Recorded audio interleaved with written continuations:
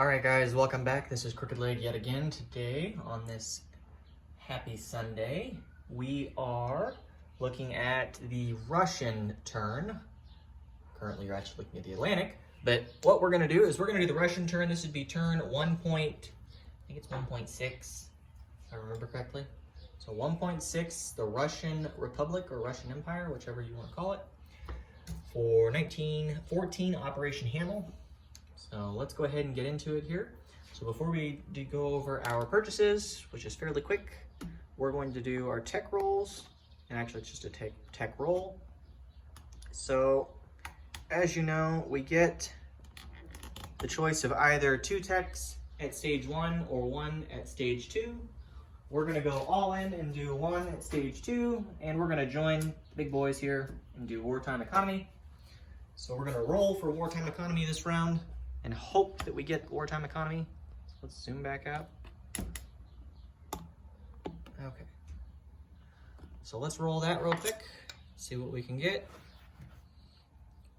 We need a 7 or higher. We got a 9. So there's that 9.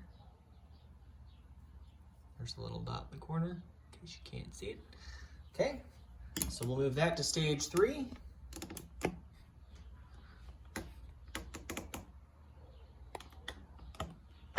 Hobble over here and update that.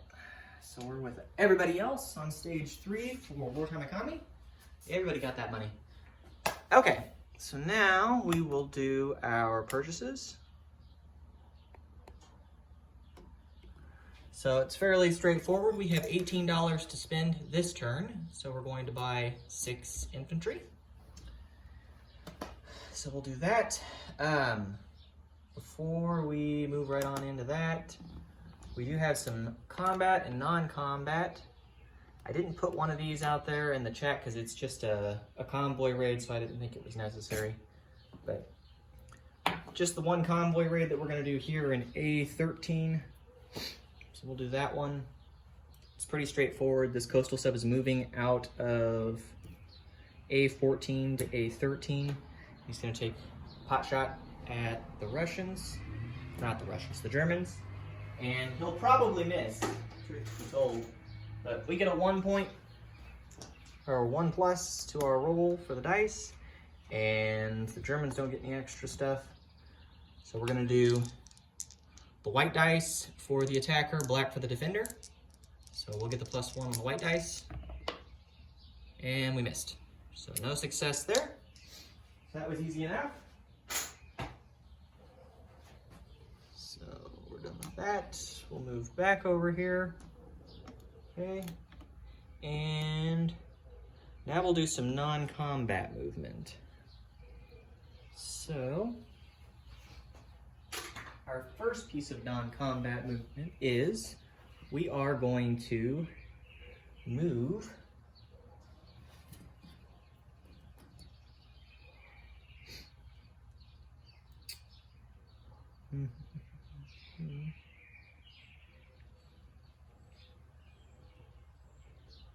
we'll move the dreadnought and the cruiser to import that are in A14. So they'll move into the port here in Petrograd, I think is what it's called. Yeah, Petrograd. So we'll do that. And then the other import that we're going to do is over here. I'll just zoom in. I'm trying to avoid moving the camera if I have to. Okay. So there's a cruiser, a transport, torpedo boat destroyer, and a sub, all in M11. We're going to move the cruiser, or not cruiser, we're going to take the transport and move the transport import at Crimea. There's an infantry in Crimea in the fortification still. Shoot.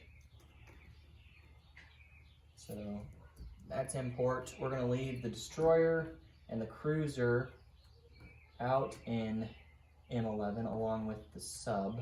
They'll just stay there. So we'll do that. Let's see if you can see it. Angle up a little bit. So we're going to have an infantry walk from Transcaucasia into northern Persia. And then we're going to shoot. Drop my cube. That's all right. Okay. Let's see what we want to do next. We're going to move cavalry around. So that cavalry that's elite right here, he's going to move from Donetsk, Kuban to eastern Ukraine. And then we will move the elite cavalry from Moscow 1-2 to eastern Ukraine. So that. And then down here,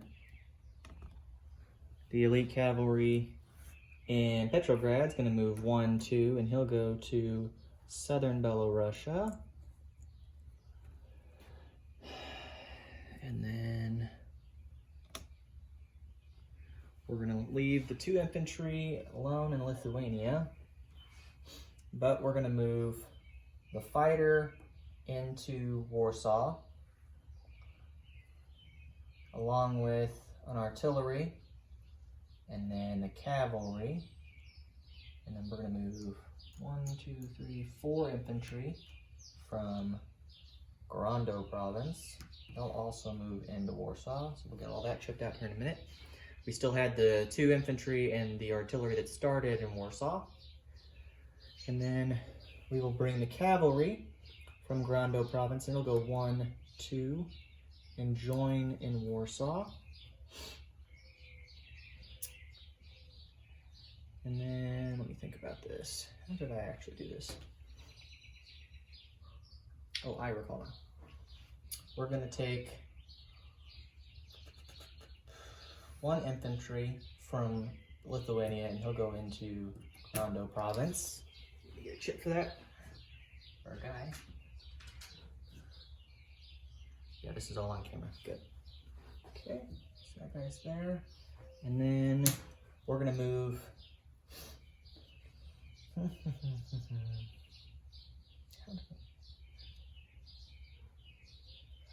Let me put the cavalry back where they started, actually, because I had a specific way I was going to do this. The joys of strategizing. So I know these 2 infantry are moving up along with this artillery.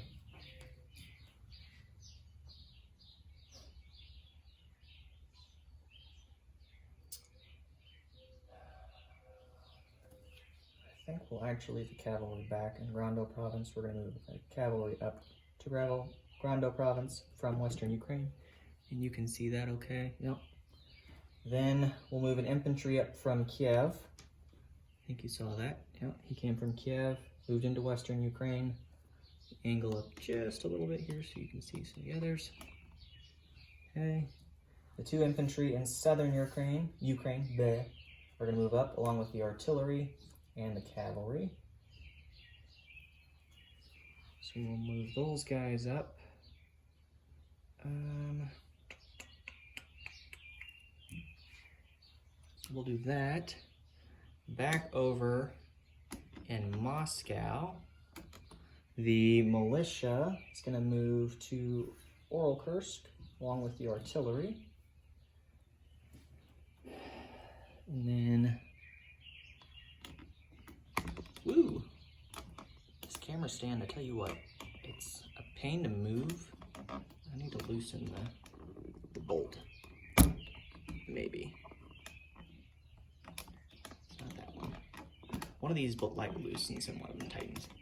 Too many knobs. There. That's a lot better. Okay. This militia is going to move from, I don't even know how to pronounce it, but normally it's Leningrad. Or not Leningrad, Stalingrad, but we're not quite there just yet in the world. So it's going to move down to, we're going to just leave it where it's at because I can't pronounce either one of those, and I'll have to look them up later. So So that stays where it's at, so we did all that for nothing. Let's see. Those units have all moved. We've moved everything down here. I think that's it for our movements. Except we have 2 moves way over here. And actually, I'm just gonna pick you up because otherwise it's gonna be way too hard to see what's going on. Okay, angle down, perfect. Okay, the torpedo boat destroyer in P8 is gonna move 1, 2, 3, 4 and stop P50. Take those cubes off. Okay, and then we have our 2 rail movement. The infantry and artillery here in Primorsky Krai are going to be railed all the way through to, I believe it's Warsaw. That's where we were putting, yeah, we're going to Warsaw. So there's that. And then we'll chip stuff out here in a second, and then we'll place our units. So those units are all moved into there. I had that meeple on there just to remind myself to do the rail movement. Otherwise I was gonna forget because I usually do. So currently we have 2, 3, 4, 5, 6, 7 infantry in Warsaw along with 3 artillery. And then in Grando province, we have 3 infantry and artillery and 2 cavalry. And then Western Ukraine, we have 2 infantry and artillery, or no, 3 infantry and artillery and a cavalry. Those are the main adjustments. We'll do a disposition afterwards, but I wanted to make sure that was all making sense to me. Okay, we're gonna go ahead and move into the placement of units. So we have 6 infantry to place. So we'll put 1 infantry in Western Ukraine, 1 infantry in Grando province, 1 infantry in Warsaw, 1 infantry in Lithuania, 1 infantry in southern Ukraine,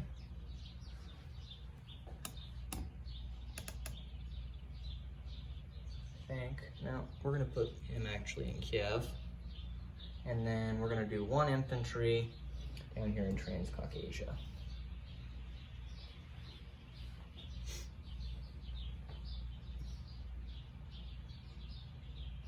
What we want to do.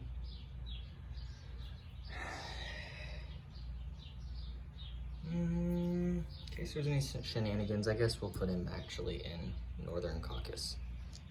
Okay, so that's our placement of units. So let's do a disposition of forces that were changed. So let's see, we'll start east to west, I think. Okay, so over here, both of the units were railed out, and the ship, which was the torpedo boat destroyer, moved down adjacent to the French provinces in P50. So that is the change on this side. The militia is still there. Changes to the Middle East. We have, use my fat fingers here, we're gonna use the wand. We've got a militia and an infantry in northern Persia or North Persia. We still have the militia here and here. We have the militia still in Armenia. We have an infantry in both Transcaucasia and North Caucasia. And then the M11 still has the same starting fleet. The only change there was the transport moved into port at Crimea. Then we have 2 elite cavalry in eastern Ukraine, 1 infantry still in Kiev. We have 1, 2, 3, 4 infantry, an artillery, and a cavalry in western Ukraine. In Orel-Kursk, we have a militia and an artillery. In southern Belarusia, we have an elite cavalry. That was the change from Petrograd, so everything else in Petrograd is the same. We still have the guys in Kola in southern Finland, so no change there. 2 ships in A14 moved into port at Petrograd. The coastal sub is in A13. So there's that change. Lithuania still has 2 infantry. Grando province has 4 infantry, 2 cavalry, and an artillery. And then Warsaw has 1, 2, 3, 4, 5, 6, 7, 8 infantry, 3 artillery, and a fighter. And I think that does it, guys. So we'll get everything chipped out that's there in Warsaw. If something looked wrong from the setup, please let me know, but I think we had it all right for the Russians. I know we ran into a tiff with the French, but luckily it worked itself out with some dumb luck accounting. I think that does it for the Russians. So we did lose $1 in territory for both Serbia and for Grando province. No, that's not Grando province. That's Congress of Poland. Blech. We want to hold Grando province if we can. Anyways, so we'll have $16 of income on the next turn. Now, we don't have any bonuses or anything that we are subject to or allowed to get. So let's put that aside. And that's really it for the Russian turn, guys. So thanks for tuning in, and we'll turn it over now to, I believe it's the Japanese, and then the US and the Chinese, and see what's going on over there. So thanks for tuning in, guys. We'll catch you next time.